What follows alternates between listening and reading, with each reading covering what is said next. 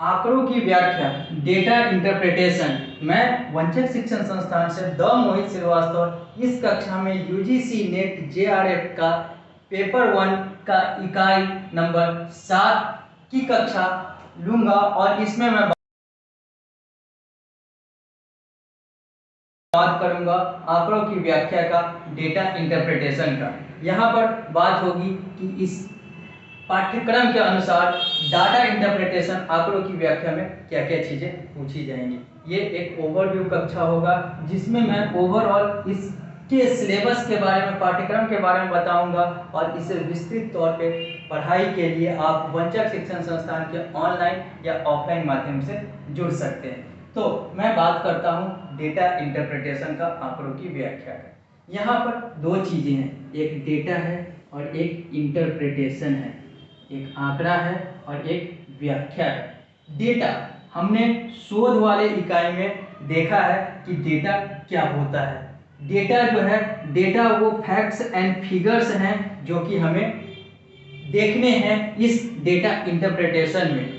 मैं यहाँ पर एक चीज बताना चाहता हूँ कि डेटा इंटरप्रिटेशन और मैथमेटिकल रीजनिंग एंड एप्टीट्यूड वाला जो यूनिट था, इसमें मैथ और डेटा इंटरप्रिटेशन ये दोनों यूजीसी नेट के मैथमेटिकल हिस्से हैं, जिसमें मैथमेटिकल अप्रोच से सवाल पूछे जाएंगे। जोड़ घटाव गुणा भाग प्लस माइनस, इन सारी चीजों की बातें होंगी। और यही दो, ये आधा यूनिट और ये पूरा यूनिट, अर्थात यहाँ पे 2 प्रश्न से 3 प्रश्न और यहाँ पे टोटल 5 के 5 प्रश्न, ये होंगे मैथमेटिकल सवाल, प्रश्न जो कि यूजीसी नेट और जेआरएफ में पूछे जाएंगे। इसके अलावा मैथमेटिकल की गुंजाइश बहुत कम है, जो कि कंप्यूटर वाले हिस्से में पूछे जा सकते हैं या फिर कहीं और पूछे जा सकते हैं, जिसकी गुंजाइश 99.99% नहीं है।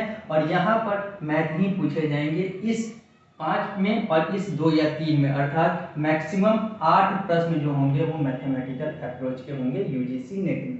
अब मैं बात करता हूँ जेआरएफ में। अब मैं बात करता हूँ डेटा इंटरप्रिटेशन का। तो यहाँ पर हमें देखना है कि डेटा जो हमारे पास, जो फिगर दिए हुए होंगे, जो हमारे पास टेबल दिए हुए होंगे, उसको हम कैसे इंटरप्रेट करेंगे, कैसे उसका व्याख्या करेंगे, यही इस यूनिट में, यही इस इकाई में पूछे जाएंगे।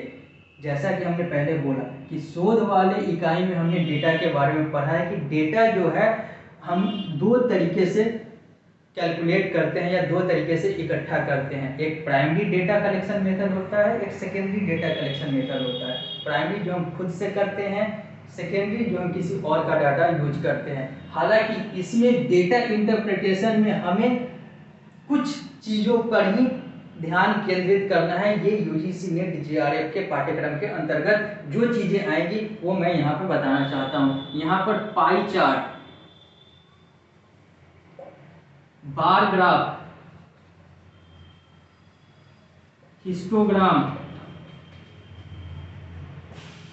लाइन चार्ट और टेबल चार्ट, यही 5 पे पूरा डेटा इंटरप्रिटेशन रहेगा। या एक प्रश्न होंगे, एक टेबल दे दिए गए होंगे या एक पाई चार्ट दे दिए गए होंगे या इनमें से कोई एक दे दिया गया होगा, उसी पे 5 प्रश्न होंगे। जैसा कि बोर्ड में होता था, बोर्ड में एक पैसेज दिया गया होता था, यहाँ पर आंकड़े दिए गए होंगे और एक ही पैसेज से 5 प्रश्न करने होते थे। यहाँ पर एक ही आंकड़े से आपको 5 प्रश्न करने होंगे। ऐसा यूजीसी नेट का ट्रेंड रहा है। मैं ये नहीं कहता कि यहाँ पर एक ही आएंगे, एक से ज़्यादा भी टेबल दिए जा सकते हैं या पाई चार्ट दिए जा सकते हैं, लेकिन ट्रेंड यही रहा है कि एक ही आंकड़े से, एक ही टेबल या pie chart, bar graph, histogram, line chart से 5 के 5 प्रश्न रहेंगे। सबसे पहले बात करते हैं कि पाई चार्ट क्या होता है। पाई चार्ट एक सर्कल जो कि 360 डिग्री का होता है। इसके अंदर वाला जो डेटा होता है, जो डिग्री में या परसेंटेज में बांटा हुआ होता है, इसे पाई चार्ट कहते हैं। टेबल चार्ट, जो टेबल दिए हुए होते हैं, टेबल में आंकड़े बांटे हुए हैं, ये टेबल चार्ट हैं। Bar graph, bar graph x और वाई एक्सिस, ये एक्स एक्सिस, ये वाई एक्सिस, ये माइनस वाई और ये 0 और ये ओरिजिन और ये माइनस एक्स। इसमें अगर फिगर जो है, अगर सारा ये अगर सटा हुआ है तो ये हमारा होगा बार ग्राफ। और अगर यही चीज जो है अगर ये अलग अलग है तो ये होगा हिस्टोग्राम। यही फर्क होता है बार चार्ट और हिस्टोग्राम में। और चाहे ये इसका आप ये ले लें पॉइंट ले लें, मिडिल पॉइंट ले लें, या इसका मिडिल पॉइंट ले लें, और इसको जब जोड़ के ऐसे करेंगे तो ये हमारा होगा लाइन चार्ट। लाइन चार्ट का फिगर ऐसे हो जाएगा कि एक ऐसे, ये ऐसे ऐसे ऐसे करके, मतलब ये सारा कुछ हट जाएगा, बार हट जाएगा, हिस्टोग्राम वाला भी और बार चार्ट वाला भी ऐसे जाएगा, तो ये हमारा होगा लाइन चार्ट।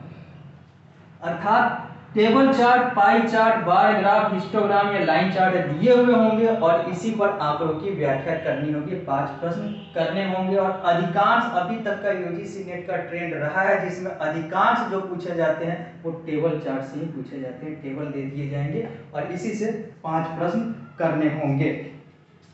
इसी में अलग अलग तरह के टेबल दिए जा सकते हैं, जहाँ पे लिंग अनुपात दिया जा सकता है, जहाँ पर एवरेज दिए जा सकते हैं, जहाँ पर कुछ भी दिया जा सकता है, हमें उसको सॉल्व करना होगा। तो मैं यहाँ पर इस यूनिट में यही कहना चाहूँगा, इस इकाई में यही कहना चाहूँगा कि यहाँ पर आपको अलग अलग आंकड़े दिए हुए होंगे, अलग अलग डेटा दिया हुआ होगा और उस डेटा के आधार पे हमें यहाँ पे सॉल्यूशन निकालने हैं, सॉल्व करने हैं प्रश्नों को। और यहाँ पर लास्ट जो है इस इकाई का, उसमें डेटा एंड गवर्नेंस, अर्थात डेटा जो है ये सरकार के लिए या फिर एक गवर्नेंस के लिए, एक प्रशासन के लिए कैसे काम करता है। तो डेटा जो है एक सरकार को या फिर एक प्रशासन को सही तरीके से सर्वे करने में, सही तरीके से बजट बनाने में, सही तरीके से अपने रिसोर्सेज को अलग अलग लोगों में वितरित करने में, इन सारी चीज़ों में मददगार होता है, मदद करता है। लेकिन मैं फिर भी यहाँ पे लास्ट में, अंत में यही कहना चाहूँगा कि यहाँ पर डेटा एंड गवर्नेंस वगैरह से प्रश्न बहुत कम उम्मीद है कि आएंगे, क्योंकि एक यूनिट से 5 ही प्रश्न आने होते हैं। यहाँ पर एक टेबल चार्ट या इनमें से कोई भी चार्ट देगा, pie chart, bar graph, histogram, line chart, इसी से 5 प्रश्न करने होंगे। तो मैं आंकड़ों की व्याख्या, डेटा इंटरप्रिटेशन में यही कहना चाहता हूँ कि यहाँ पर आपको इन सारे चार्ट को सही तरीके से देख लेने होंगे, कुछ प्रश्न कर लेने होंगे, ताकि यूजीसी नेट जेआरएफ का ये वाला इकाई का 5 का 5 प्रश्न श्योर हो जाए, 100% हो जाए, इसमें कोई गलती न हो। और आप इसको विस्तृत रूप से पढ़ने के लिए वंचक शिक्षण संस्थान के माध्यम से ऑनलाइन या ऑफलाइन कोर्स कर सकते हैं। धन्यवाद।